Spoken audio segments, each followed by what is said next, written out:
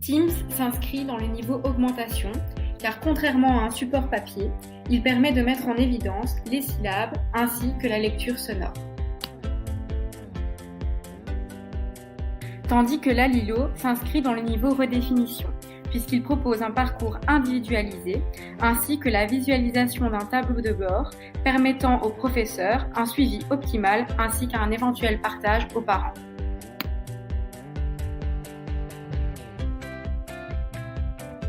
Les limites de ces outils sont le besoin matériel et financier afin d'assurer la continuité à domicile, ainsi que la limite de conversion sur divers outils numériques. De plus, ces outils ne s'adaptent pas à la diversité du public, dans ce cas-ci, l'interface enfantine. Et enfin, le manque de formation des enseignants face à l'utilisation de ce type d'outils. L'inclusion permet aux élèves à besoins spécifiques de poursuivre leur scolarité dans l'enseignement ordinaire, moyennant la mise en place d'aménagements raisonnables d'ordre matériel, pédagogique et ou organisationnel. Selon l'avis numéro 3 du Pacte d'excellence, les principes sont les suivants. Inscrire l'inclusion dans la formation initiale et continue, augmenter le nombre de stages dans l'enseignement spécialisé, peu importe les filières de formation des enseignants.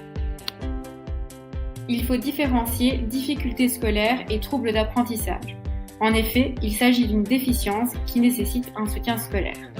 Ensuite, il faut concevoir un dossier unique d'accompagnement par élève. Enfin, il faut développer un dispositif d'évaluation régulière des besoins, tel que le PIA ou l'Alilo, outil numérique vu précédemment. Nous tenons à nuancer que ces outils numériques doivent être utilisés en complémentarité avec d'autres outils non numériques qui sont déjà mis à disposition des enseignants, comme des formats A3, des fonds jaunes ainsi que plus de temps aux évaluations.